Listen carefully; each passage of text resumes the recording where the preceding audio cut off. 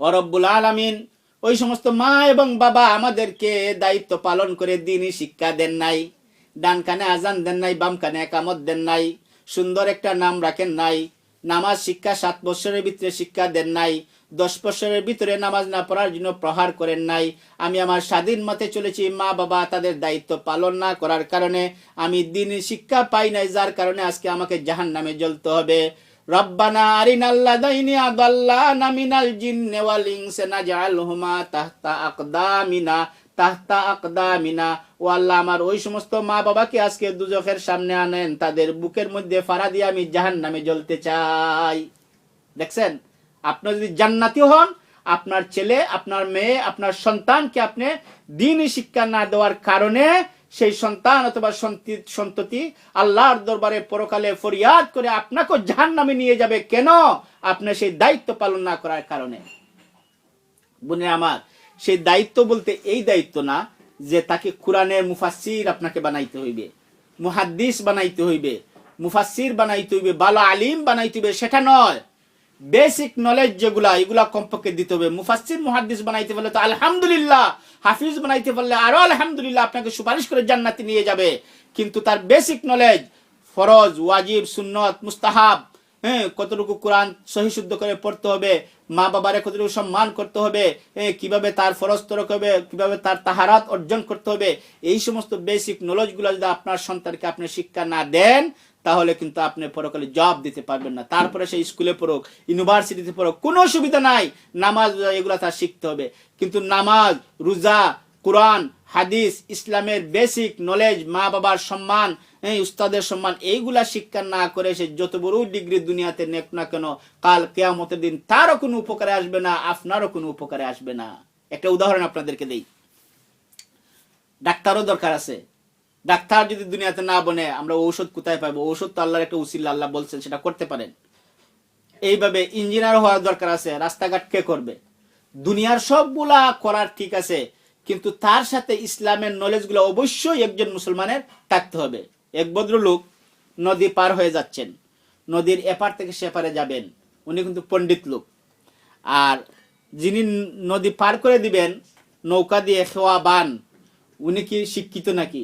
উনি শিক্ষিত, খেওয়াবান, নদীর এপার থেকে মানুষকে নেয় এবং কিছু পয়সা পায় এবং তার দিন রোজগার করে। তো সাগরের নদীর এপার থেকে সেপারে মাঝি নৌকা বাইয়া যাচ্ছে, আর পণ্ডিত মশাই হঠাৎ ওই লোকটাকে প্রশ্ন করতেছে, হে মাঝি, তুমি কি ডাক্তারি সম্পর্কে কিছু জানো? তো মাঝি বলতেছে, পণ্ডিত মশাই, আমি যদি ডাক্তারি সম্পর্কে জানতাম তাহলে কি আমি আর নৌকা বাইতাম? আমি এইসব কিছু জানি না। তখন পণ্ডিত বলতেছে, তুমি ডাক্তারি জানো না? বলে না। তোমার জীবনের সাইরানাই নাই, জীবনের তো সুলানা, তোমার সাইরানাই নাই। আরো কিছুদিন নৌকা দিয়ে যাওয়ার পরে পরে ওই মাঝি আবার বলতেছে, এ মাঝি, তুমি কি অর্থনীতি সম্পর্কে কিছু জানো? ব্যবসা বাণিজ্যের ব্যাপারে কিছু জানো? মাঝি, পণ্ডিত সাহেব কি যে বলতেছেন, এগুলা জানলে তো আমি কোন স্কুলে অর্থনীতি বিভাগে লেখাপড়াই করাইতাম, এগুলো জানি না। বলে তোমার জীবনের আরো সাইরানা নাই, আটানাই চলে গেছে। আরো কিছু দূর যাইতে না যাইতে বলতেছে, মাঝি, তুমি কি ইতিহাস, ভূগোল সম্পর্কে কিছু জানো? তো বলছে, পণ্ডিত মশাই, এগুলা জানলে তো আমি কোনো ভূগোল বা ইতিহাস এই ধরনের কোনো শিক্ষাবিদ হয়ে যেতাম আপনার মতো। এগুলো তো আমার জানা নাই, এই জন্য তো নৌকা বাচ্ছি। বলে তোমার জীবনের আরো সাইরানা নাই, 12 আনাই চলে গেছে, তোমার জীবনের বাকি রয়েছে মাত্র সাইরানা। ঠিক আছে মাঝি সাহেব, সাইরানাই তাক, আমার করবো আর কি।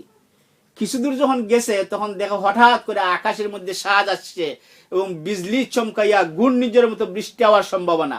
নৌকা চতুর্দিকে ডুবু ডুবু অবস্থা শুরু হয়েছে। নৌকা এই মুহূর্তে সাগরের মধ্যে তলিয়ে যাবে, ডুবে যাবে এমন উপক্রম হয়েছে। তখন সেই মাঝি বলতেছে, ও পণ্ডিত মশাই, এখন এই মুহূর্তে নৌকা ডুবে যাবে, আপনি কি সাঁতার জানেন? এখন পণ্ডিত মশাই বলে, না, আমি তো সাঁতার জানি না। বলে, পণ্ডিত মশাই, আমি ভূগোল না জানার কারণে, ডাক্তারি না জানার কারণে, ইতিহাস না জানার কারণে আমার জীবনের 12 আনা চলে গিয়েছে, কিন্তু 4 আনা ঠিক আছে। ও পণ্ডিত মশাই, আপনি জীবনের যত উচ্চ শিক্ষা ছিল সব অর্জন করেছেন, কিন্তু আজকে সাঁতার না জানার কারণে আপনাকে এই নদীতে ডুবে এখনই মরতে হবে। আর আমি আমার 4 আনা নিয়েই সাঁতরে আমি নদীর ওপারে উঠতে পারবো। সুতরাং এই এক্সাম্পলটা বোন আপনাদেরকে আমি এই জন্য দিলাম যে সাঁতার যদি একজন মানুষ না জানে, আর যত বড় শিক্ষিত হোক না কেন, নদীর পার করে উঠতে পারবে না, ডুবেই মরবে। সুতরাং দুনিয়ার যত জাতের শিক্ষা আছে, ইতিহাস, ভূগোল, অর্থনীতি, ডাক্তারি, ইঞ্জিনিয়ারিং সব ধরনের শিক্ষা এবং শিক্ষিত আপনার ছেলেকে মেয়েকে করুন। তাতে ইসলাম কোনো বাধা দেয় নাই, ইসলাম কোনো নিষেধ দেয় নাই। কিন্তু ইসলামের বেসিক নলেজ যেগুলা আছে, ফরজ, ওয়াজিব, সুন্নত, মুস্তাহাব, তাহারাত, নামাজ, রোজা, হজ, যাকাত, এইগুলা যদি আপনার ছেলেকে মেয়েকে আপনি শিক্ষা না দেন, কাল কিয়ামতের দিন আপনাকে আল্লাহর দরবারে হাজিরা হয়ে জবাব দিতে হবে। এটা হচ্ছে আমাদের পারিবারিক করণীয়। এইভাবে সামাজিক করণীয় আছে, রাষ্ট্রীয় করণীয় আছে, ব্যক্তিগত করণীয় আছে, সেদিকে আমি যাচ্ছি না। এই করণীয়গুলো যদি আমরা আদায় না করি তাহলে পরকালে আমাদের জন্য জাহান্নাম, আর আদায় যদি করি তাহলে পরকালে আমাদের জন্য হবে জান্নাত। আপনি যদি আপনার ঘরের কাজ করেন, আপনার স্বামী আপনাকে বলবে না। আপনার পরিবারের কাজ করেন, মালিক আপনাকে বলবে না। কোন মালিকের কাজ করেন, মালিক আপনাকে বলবে না। আমাদের মালিককে একমাত্র আল্লাহ রাব্বুল আলামিন। আর যদি আমরা আল্লাহর গোলামি করার জন্য আল্লাহ দুনিয়াতে পাঠাইছেন, গোলামি না করি, কাল কিয়ামতের দিন আল্লাহ আমাদেরকে ভুলে যাবেন। সূরা তাহার মধ্যে 124 এবং 26 নম্বর আয়াতের মধ্যে আল্লাহ বলতেছেন, وَمَنْ أَعْرَضَ عَنْ ذِكْرِي فَإِنَّ لَهُ مَعِيشَةً ضَنكًا وَنَحْشُرُهُ يَوْمَ الْقِيَامَةِ أَعْمَى قَالَ رَبِّي لِمَ حَشَرْتَنِي أَعْمَى وَقَدْ كُنْتُ بَصِيرًا قَالَ كَذَلِكَ أَتَتْكَ آياتنا فنسيتها وكذلك اليوم تنسى। আল্লাহ রাব্বুল আলামিন সূরা তাহার 124 এবং 26 নম্বর আয়াতের মধ্যে বলতেছেন, হে দুনিয়ার মানুষেরা, আমি তোমাদেরকে দুনিয়াতে একটা করণী দিয়ে পাঠাইছি। সেই করণীটা হচ্ছে মা খালাকতুল জিন্না ওয়াল ইনসা ইল্লা লিয়াবুদুন, তোমরা আমার গোলামি করবে।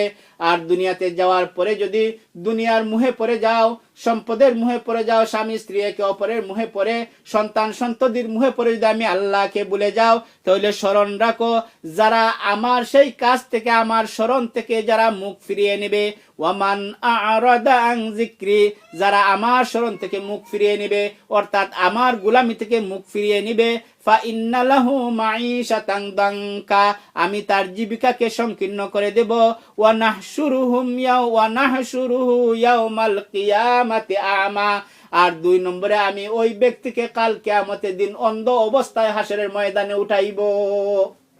আল্লাহ বলতেছেন, যারা দুনিয়াতে আসার পরে আমাকে ভুলে যাইবা, আমিও তোমাদের দুনিয়ার মধ্যে একটা কষ্ট দিব। সেটা কি? তোমাদের জীবিকাকে সংকীর্ণ করে দিব, তোমাদের রুজি রোজগারকে কমাইয়া দিব, আল্লাহর গোলামি যদি সঠিকভাবে না করো, আর কিয়ামতের দিন তোমাদেরকে অন্ধ